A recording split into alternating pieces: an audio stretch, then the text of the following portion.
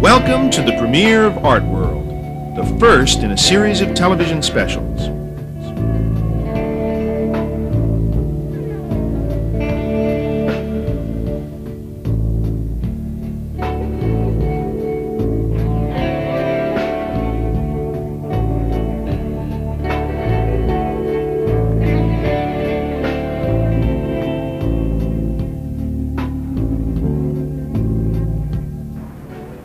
I'm Digby Deal. It's December 3rd, 1990. After a 2-year campaign of letter writing and meetings with city officials, permission was finally granted to install 2 of Mark de Suvero's large sculptures here on the grassy knoll near the sands of Venice Beach. The works will remain here for 3 months. It takes the artist, a crew of steel workers, and a crane 2 full days to install this massive sculpture. Here the man puts his art on his arms. Why not? 4 1/2 tons of steel form this work, called For Gerard Manley Hopkins. It arrived here from the Socrates Sculpture Garden on the shores of the East River overlooking the Manhattan skyline.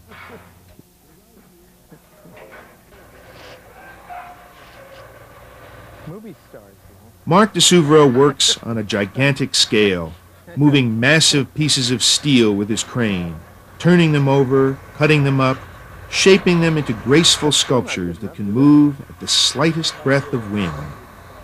As de Suvero says, the crane is my paintbrush. Let's go. Why not? I can work this. Stop. I can carry it all the way. All right. It's not. No. Let's, right there. Right there. Yep, right where you are. Yeah, right there. Fine. We just have to send one off that way. I want the 2 legs to go out that way. They spread way out, but they don't spread that far out. Okay. Well, that's not good enough. Yeah. And that's too far. This way more.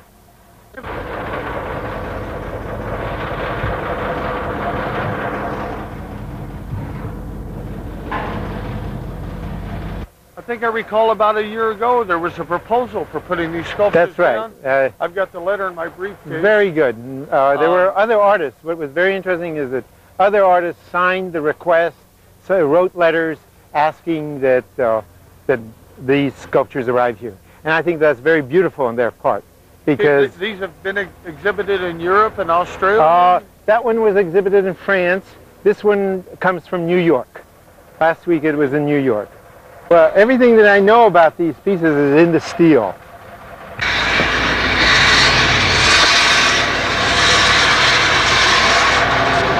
That's pretty close to vertical.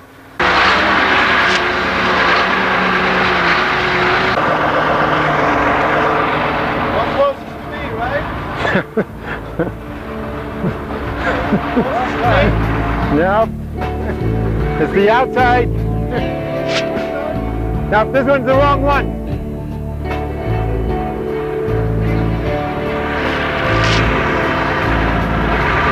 Do we make it, or are we in the piece?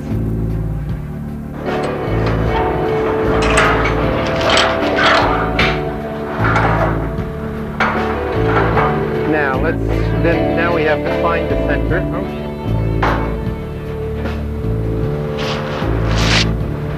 It's not good enough, is it? Is it? Try it. Wait a second.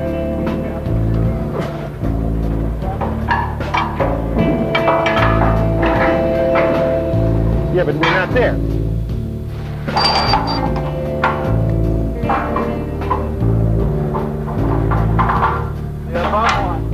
Okay, just put that one in. Yeah, you could hand me a nut. Hi, Dick. How are you feeling today? How was your trip from New York? Very much looks like you two bachelors on dinner. So the color table. I'm not a bachelor. Good.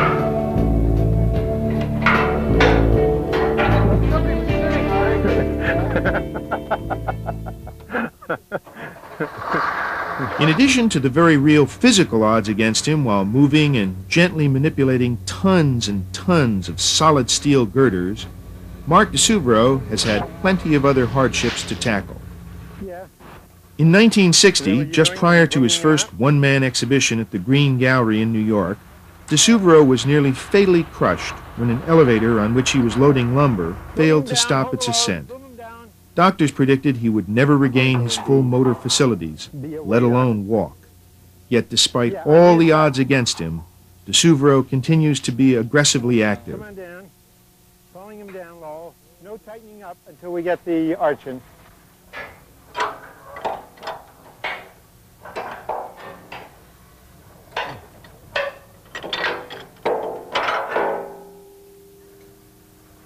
Now,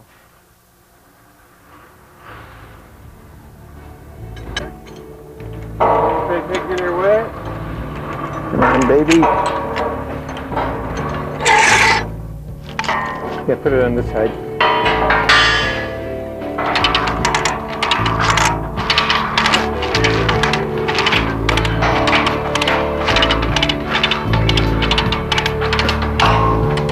Now pull them up. You didn't set your hooks even. See what I'm saying? Oh, look at where they are on the arches. See how it fits.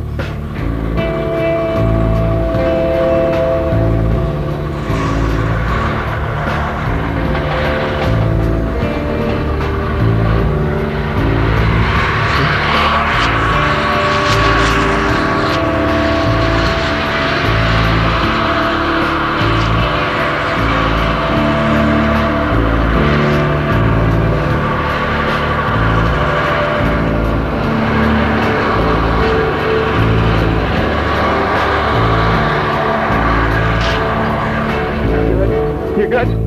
Come on down. Hold down.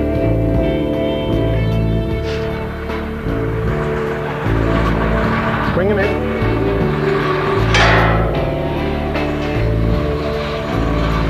Pull him down. Pull him down.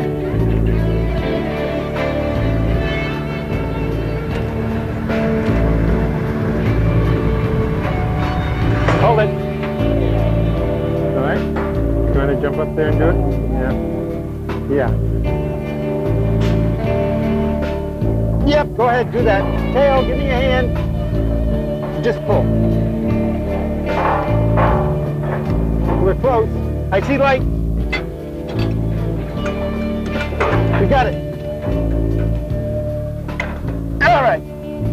That's it.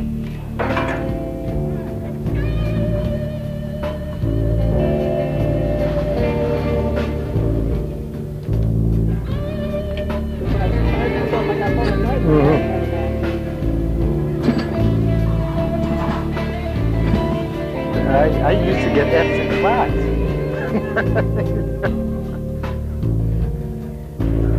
In order to get out of the draft. That went.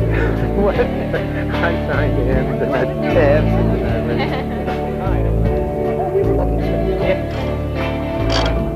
Well, when I worked here, they ignored me, right? Because I made my piece of sculpture in a parking lot. But then I left, and this guy, this millionaire that likes to collect a lot of fake art, bought the museum and told me I had to take the piece of sculpture out. So I took the piece of sculpture out, and I put it up in Oakland. And when it was up in Oakland, they screamed about it at that time. This is way back on the Neanderthal 70s. And at that moment, the LA Times put it on the front page, and they said, you know, Oakland judge prefers to hang people than sculpture, or something like that.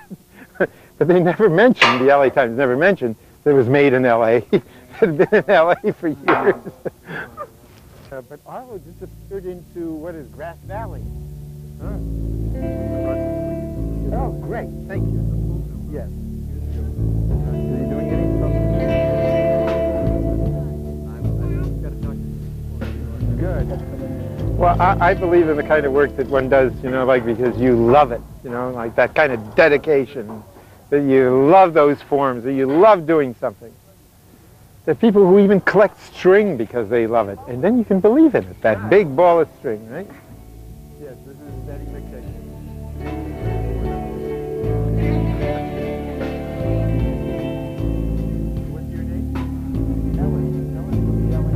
Well, I run the crane, so that I've learned what you work with is a very delicate thing that's called a center of gravity.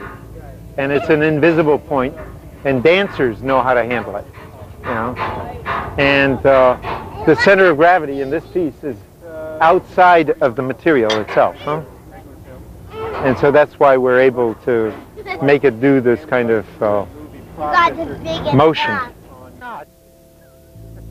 Allie, you better. Give it to Dad. Daddy.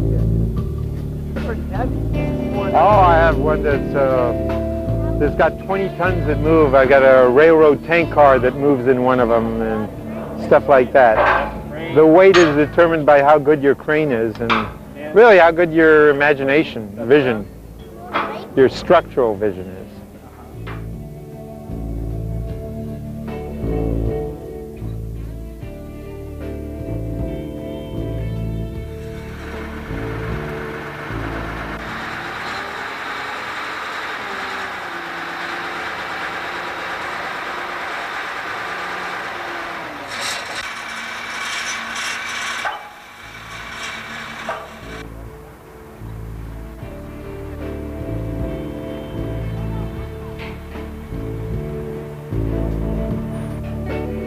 Barbara Rose, in an interview with Suvero in 1975, explained, "His work holds its own in the environment.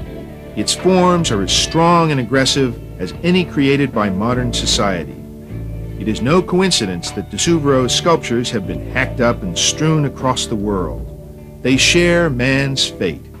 Suvero is reconciled to losing parts of his sculptures, to living in the present, to resisting, to bouncing back and starting again from scratch. If you chop off the past, you can develop your future in a much more liberated way," is his philosophy. Doing this tonight, or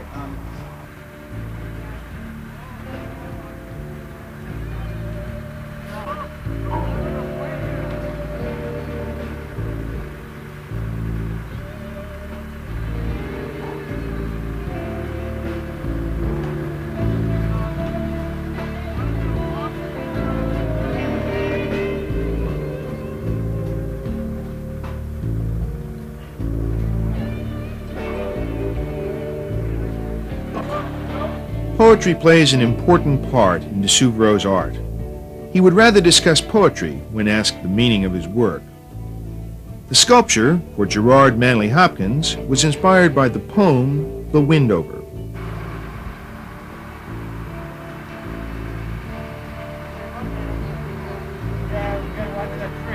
Marco Polo de Suvero was born in Shanghai, China, to an Italian submarine commander.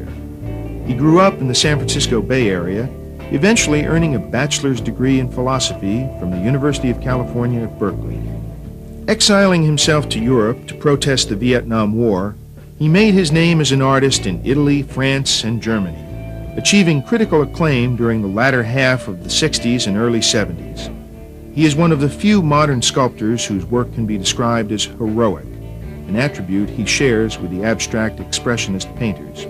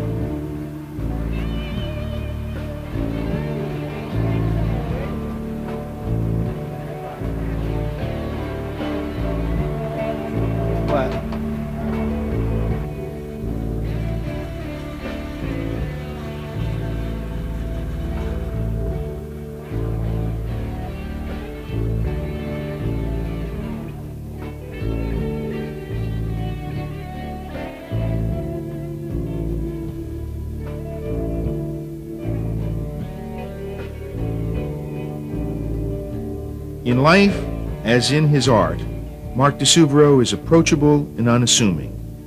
In talking about the sculpture's scale, he says, "These sculptures are not so big. They're tiny, looked at next to a mountain and the stars. The difference is how close you are to them. they are really very small in comparison to everything that's happening in the world.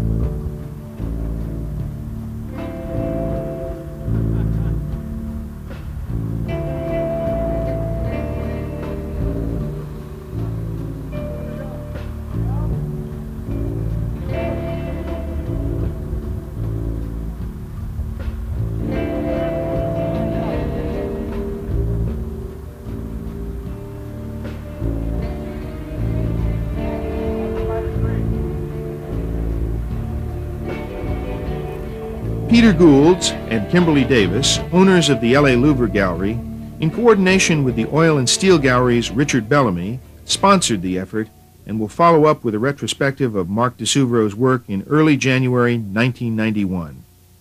One morning, a few days after the installation, Peter Goulds spoke to us about the artist and his sculpture. they meaning the artists who work in this sort of collective, if you will, also assist each other in installing each other's works. So you'll frequently see Mark in the sculpture park on a crane helping to install a young artist's piece. And I think this is very much part of the spirit of the man. So for him now to be exhibiting here in Venice again, it's 20 years since he lived here. He's never had his work seen outdoors in Los Angeles. This is the first time. The last exhibition and prior exhibitions have always been inside the gallery. I think it's very significant for him. It certainly was his choice when we discussed the exhibition and the process of working together. He said, well, what I really would like is to see my sculpture right there in this location, and he pointed to the site where in fact the works are located. He said, if you can get that organized, he said, I'll really look forward to doing a show. And it was with that brief, if you will, that I set about the project of organizing this exhibition.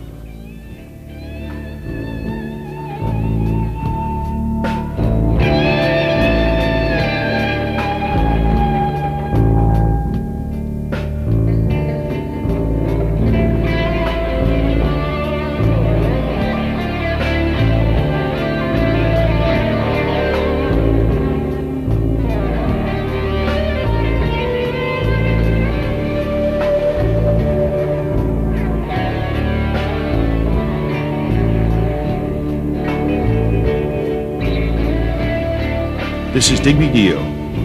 On behalf of all of us at Art World, I'd like to say thank you for watching. We hope you'll join us for the next Art World.